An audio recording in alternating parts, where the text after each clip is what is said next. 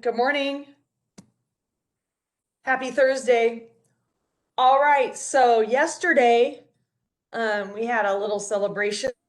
You guys, quite a few of you, a large percentage committed to show your face, which is, there's going to be a lot of benefits from that.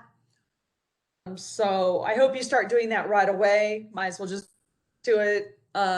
So thank you for your commitment in writing that you would do that. I'm not going to really say anything until second semester. So starting second semester, I want to start like that. But might as well show it now. Anyhow, one of my students in second period, Miss Birch, you're lying. She didn't really say that. You said we were going to have 40 problems and you have 48.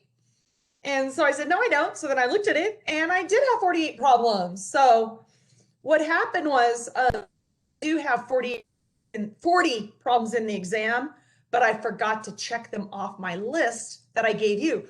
So that's what I want to do right now is I want to turn on the document camera again and I throw out the 8 problems that I threw out on the exam. All right, so let's take a look at the document camera.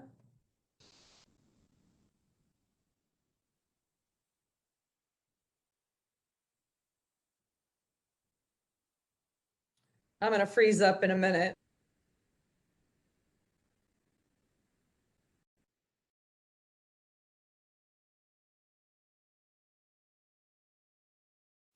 All right, can you guys still hear me? Yeah. Okay, so you see the red X's? Those mark off your list. So those of you who wrote this down yesterday, if you were not here yesterday, I did not record the lesson yesterday. So you can't get the recording for that or find out what happened yesterday. But anyhow, those of you who are here now, you want to cross out these problems. So don't need to worry about 3,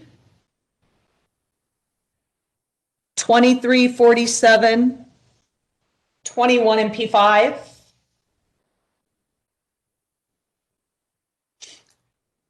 While I'm showing this screen right here, might as well in 1.2 throw out 43.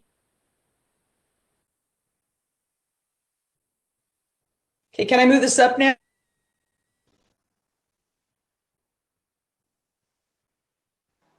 Yes. So P6, gotta cross out 15, P7, cross out 91.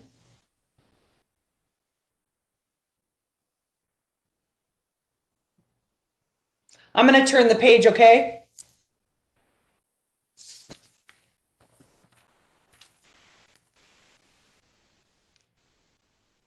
And in 1.6, you're throwing out 81. So you should have crossed out 8 problems. Is that how many you have?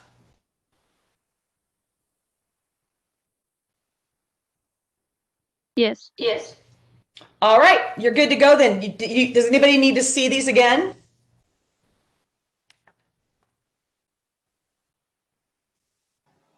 Yeah. But just the front part.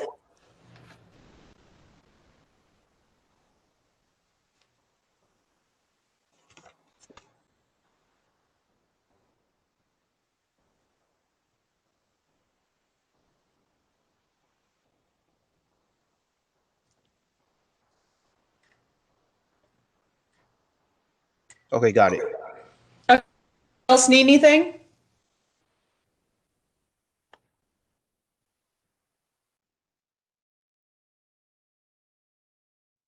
All right, sorry about that, guys. I'm so glad that yesterday.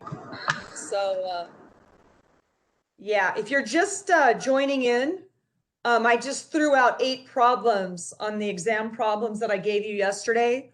Shouldn't be late to class, so you're gonna have to find those out from somebody else. I'm not gonna give them again.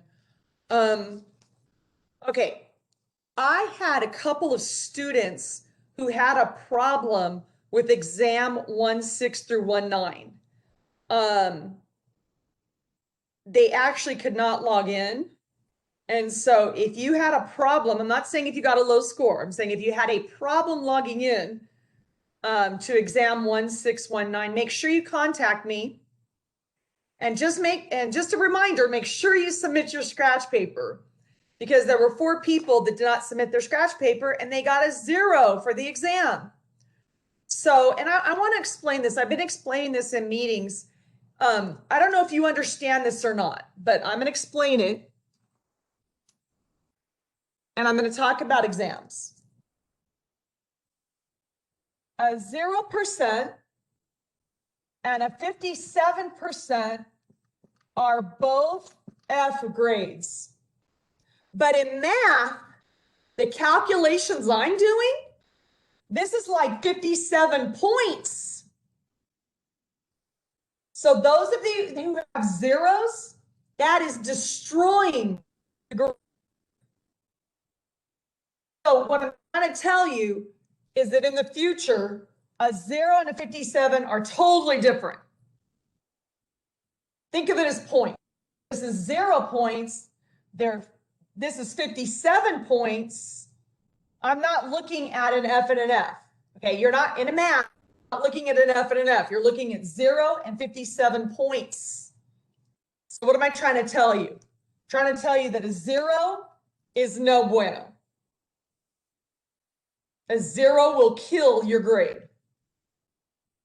A 57, yeah, but that's a high F. That's not going to destroy the grade like a 0 would. So make sure that on the in exams, like exam 1-6, 1-9, you got to turn in your scratch paper. Like I told you before, no scratch paper, no grade. So no scratch grade. It's the only way that you're doing work, you must turn in your scratch paper. All right, so what we're going to do today is the problems that I gave you for the exam. We're going to actually get in the groups and we're going to work the problems. So we're going to period just working problems for the exam. I do not know how many people are here today. When I first signed on the meeting, there weren't very many students, so I might move you around today. Regardless of if you're with your team or another team, today could be highly beneficial to you by working with others on the globe problems for the final. All right, anybody want me to work a problem? I'm actually going to work a problem because I want to remind you about something. But anybody want me to work a problem at all? Now, remember what I said about this final. I'm not going to be looking at your work as closely as I normally do on the scratch paper. Look at and do, go ahead. But yesterday I saw some students trying to just guess on a problem. We don't want to do that in math. Okay, if you don't work the problem in your by looking at it, work it up. If you take the all not on paper, you will not do well. I'm just letting you know. So in math, you must work the problems. I'm just talking about really simple problems that you could just look at. I'm not talking about all the problems. All right, I want to find this problem. And it's actually in P1, and it was the order of operation. So bear a minute. Oh, I turned right to it. That means I must have to do it for you. Okay, so this is problem number 111. I'm on page 18. This is P1.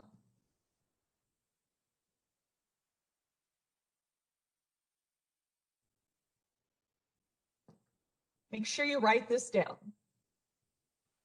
Okay, this divided by 2 squared times 4 minus 3. So I'm just letting you know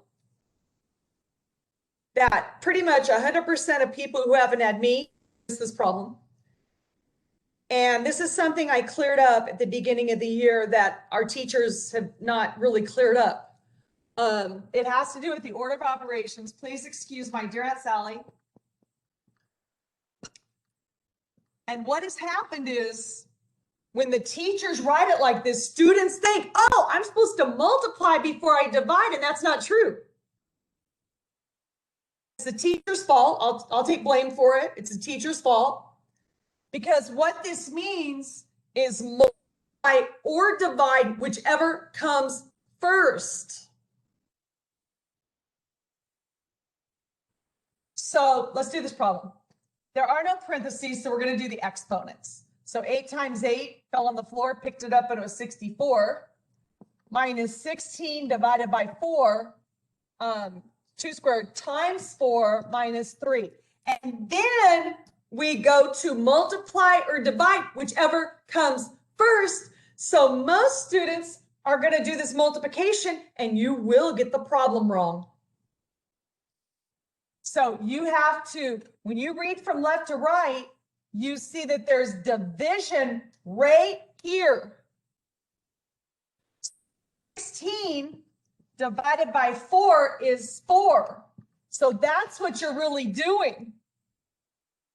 And I guarantee if you try to do this problem in your head, you don't write it on paper, you will mess it up. I'm just letting you know that your brain is not capable. And I'm not talking about you, I'm talking about even if you were Einstein, even if you were Bill Gates, even if you were Elon Musk from SpaceX, your brain cannot hold this information. Aurelie, I need you to mute yourself. I want to be in class with Ted. Aurelie, can you hear me? Please mute yourself. Anyhow, Aurelie, if you can hear me, mute yourself. So the thing is the brain, it's physically, and I'm talking about physically, the brain cannot hold this information. So I'm just letting you know, you can try all you want. But I've studied the brain, and that's something I had to do as a teacher. I'm not a doctor or anything, but I'm just telling you that they say the brain can't hold this much information, so don't try to do it because you can't. All right, so anyhow, now we go, we're still doing multiplying and dividing from left to right. So this would be a minus. 4 times 4 is 16. And so now, remember what I told you about adding and subtracting? The order doesn't matter. Remember the teacher said, go from left to right. We don't do that. This order doesn't even matter. Cross it out. What I'm going to do is I'm going to put the positives together, and put the negatives together, because a negative is a negative, and you add. So this would be, what is this? 45.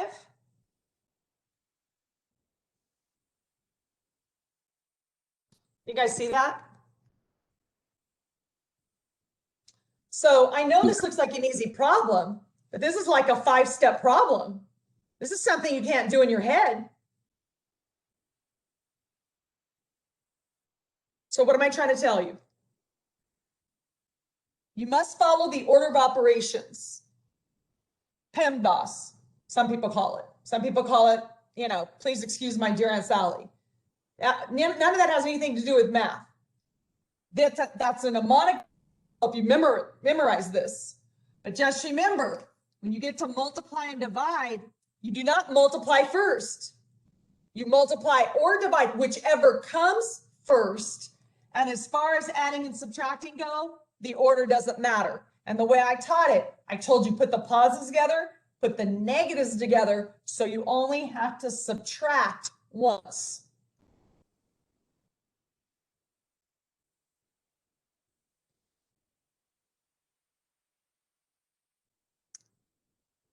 All right, well, hopefully you're listening to me.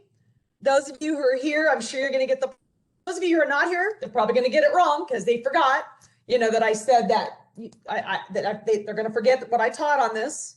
And so at least you're going to get it correct. Anybody want me to work a problem?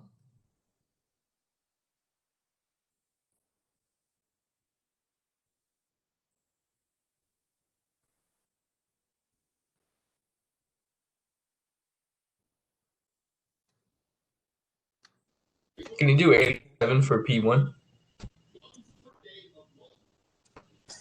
87 for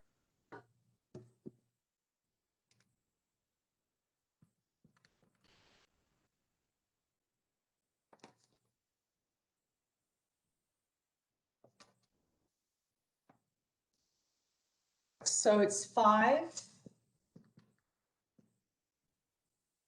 times the quantity, 3x minus 2. And then what is that? Plus 12x? I don't know if you remember at the beginning of the year, I told you, I just want, if you don't learn anything at all, please know the distributive property. I need students in algebra to understand the distributive property. I need students in algebra 2 to understand the distributive. I need you guys to understand the property, and you can't mess it up. And the distributive property is a multiplication property. And whenever you see a monomial sitting on a binomial or trinomial or anything else, you must. So 5 times 3 is 15x. 5 times a negative 2 is negative 10 plus 12x. He has nothing to do with that. So now all you're going to do is combine like terms or simplify. You always simplify. Let's go together. So this would be 27x minus 10.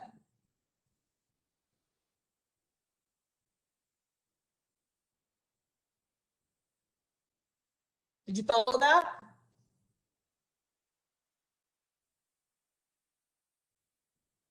So this means 5 times that. 5 times that means you must distribute.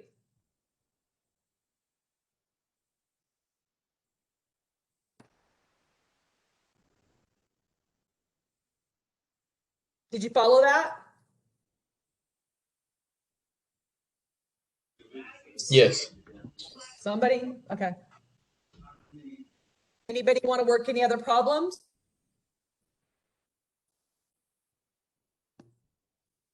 Well, what I would do if I was you then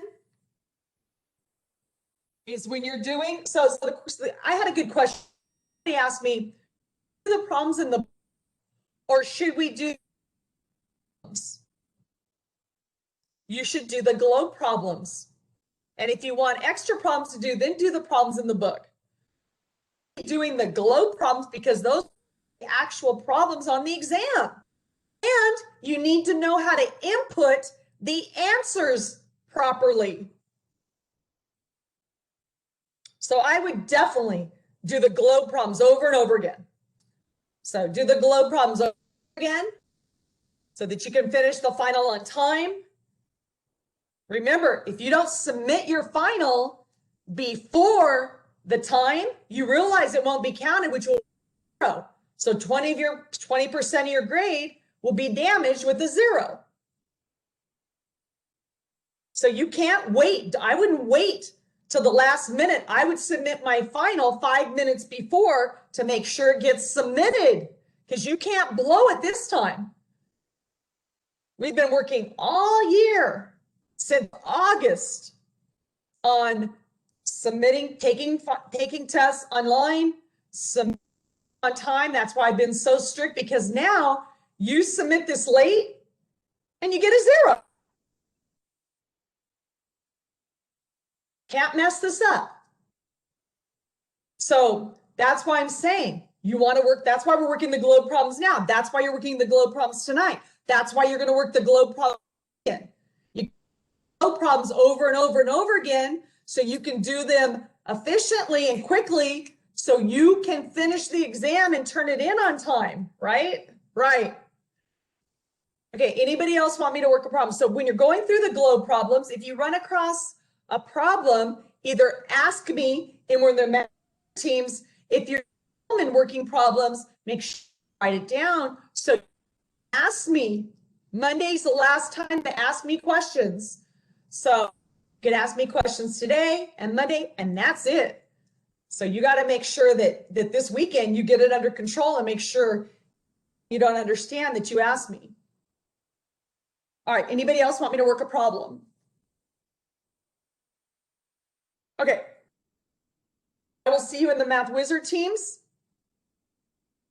Are going to report back here So we are going to be reporting this class today is at 10, we're going to leave at 10:45. We'll be back here at 10:30.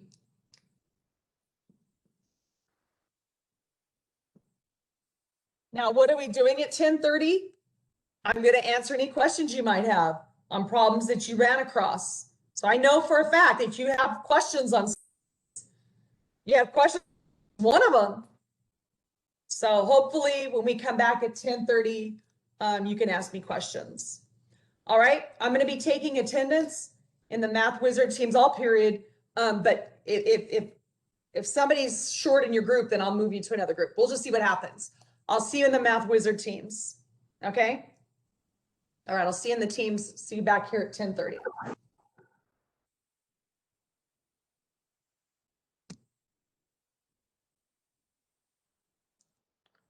All right. Are you guys back? Hello? Yeah. All right, listen. Okay, so basically there were some internet problems today. I was even having problems with the internet. So make sure if you're having if everybody's having major problems with the internet, please let me know. But one thing you can do is turn off your video until you get into my math lab or get in, then turn it on. And then not only that, but don't have a bunch of open tabs at the top of your screen or bottom. Make sure you close all your tabs because that could be causing problems also.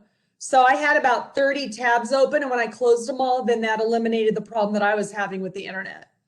All right, so anyhow. Okay, so there was a question from one of the groups that it was adding rational expressions, and you had to get the answer, and they asked for the excluded value on the globes. So the question was, are we going to have to write the excluded value? And the answer is the final is going to look exactly like these problems that you're doing with the globes. Bernie, can you mute yourself?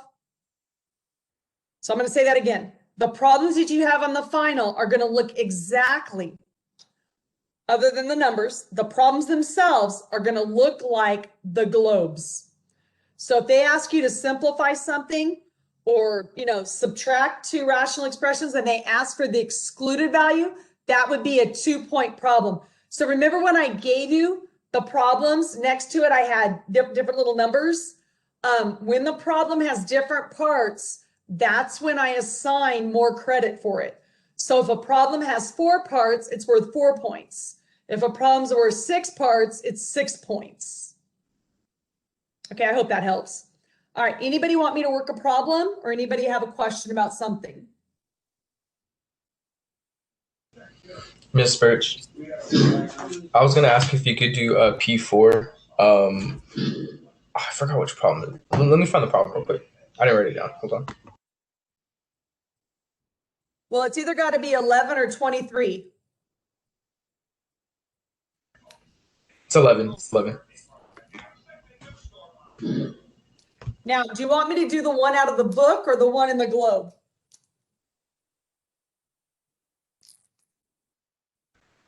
The one in the globe. All right, I'm already doing the one in the book. So I'll do the one in the globe after. All right. Remember when you have negative exponents and there's nothing else to do, the rule says that if you have a negative exponent, you flip the a to the bottom and make the exponent positive. Remember the rule? A negative exponent rule? Miss Birch, I don't think it's that one. I'm in the wrong one. I'm sorry. You're right. I'm doing the wrong problem. Thank you. Who's ever helping me? Thanks. Well, this is one of the problems that you're going to have. So make sure the negative x. Let me just do this because you have one like this. I know I put one in there like this. This would be 1 over 4 cubed, which would be 1 over 4 times 4 times 4, I think is 64. That's not the one Bernie was asking for. This is in another lesson. I think it's in lesson P2. There is one like this on the exam though. That's not it. Sorry about that, Bernie. I'm on the wrong page. No, you're fine. I understand. All right, you're asking me for P4 number 11, right? It has like, yeah. Has a whole bunch of stuff. Yeah, like cubes and squares and all that. Yeah. All right. 17x cubed minus 5x squared plus 4x minus 3. And then it's minus 5x cubed minus 9x squared. What is it? Minus 8x plus 11. Okay, can you guys just tell me if I wrote it down right in the book? Okay, this is in the book.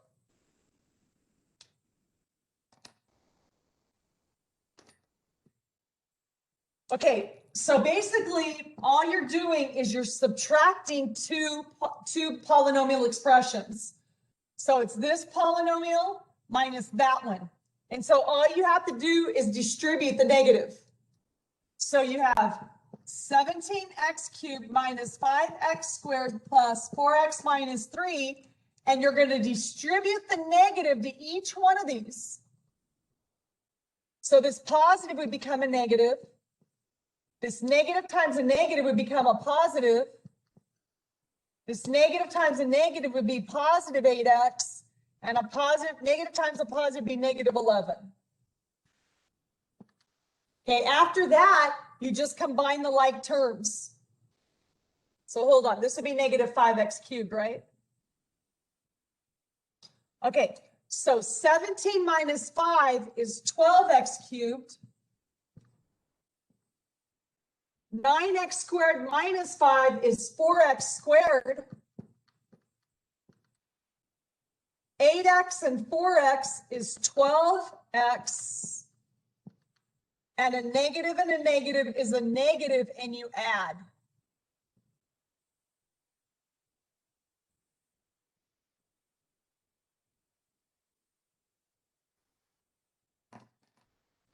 Bernie, did you see what I did or no?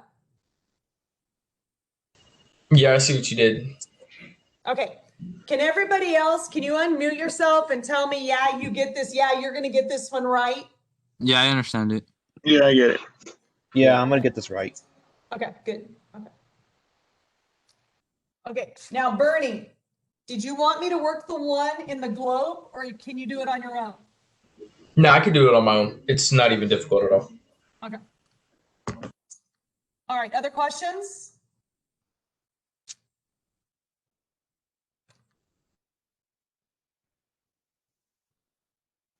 Can you do P8:15, please? P8:15.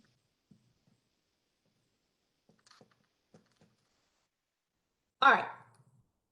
P8:15. All right.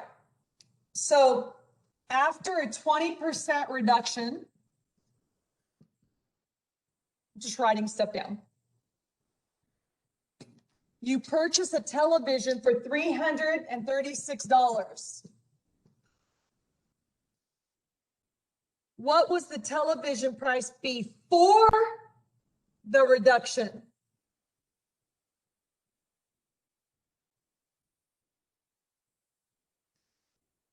So do you guys remember how we did this? So basically you paid $336, but that was, they want the original price of the television. So how do we find the original price of the television?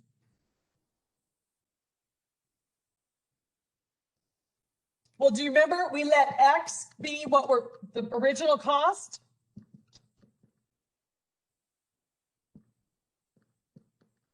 Do you remember what we did? We said, if we take the original cost minus 20% of the cost, we're going to get $336. So in other words, this is the sale price, and this also represents the sale price, right? The original cost minus 20% of it. Notice what I'm saying. The original cost minus 20% of means multiply of it. 20% of it. So it's the cost minus 20% of the original cost. You guys with me or no? Yeah. Yes. So Yeah. what in front here, this is a one whole. So what you're subtracting is 1.00 minus 0.20, which is 0.80. Right? Got to line up the decimals.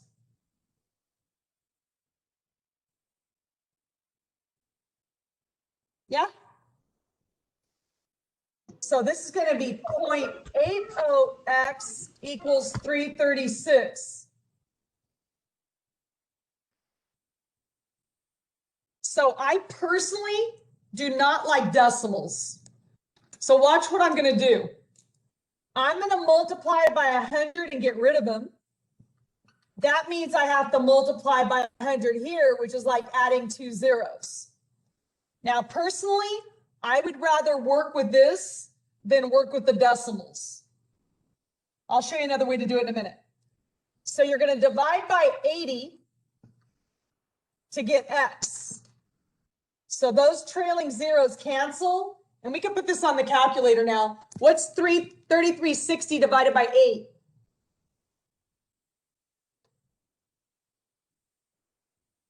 What's 3360 divided by 8? 420. So that was the original cost. So you would say the original cost of the television is $420 and you paid $336 for it. Now, another way you can do this, since we're dealing with money, we can just use a calculator. So just divide both sides by 0.80 and whatever you get is going to be the answer because we're dealing with money. So put this on the calculator. What's 336 divided by 0.80?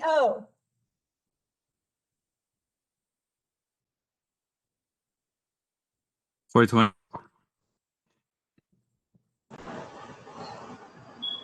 420? Yeah.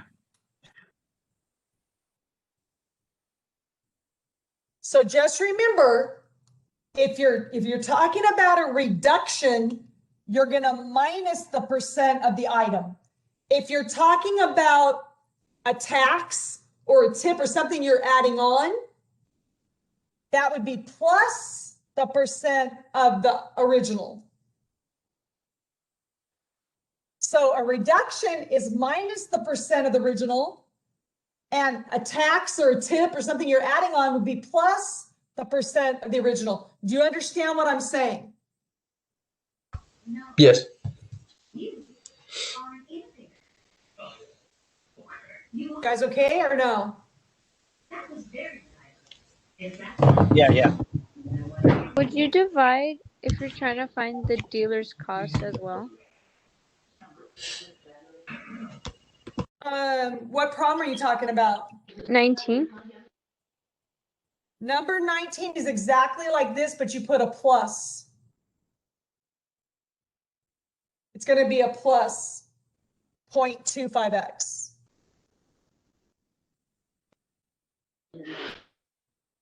So it's like I said, when you're subtracting, when you're reducing something, it's minus the percent of the cost. When you're putting tax or a tip, you're going to add the percent of the original cost. Do you understand? So look, this is the original cost of the television minus the reduction. That gives you the sale price, doesn't it? Doesn't the original cost minus the reduction give you the sale price? So if you had the dealer's cost plus the, what is it, the tax or something? I don't know what the Markup. problem is. Markup, yeah. So if you had the X or C plus the markup of C, the cost, wouldn't that give you, what is it? 15? Or not 15? 467.20? No, 584. 584, right?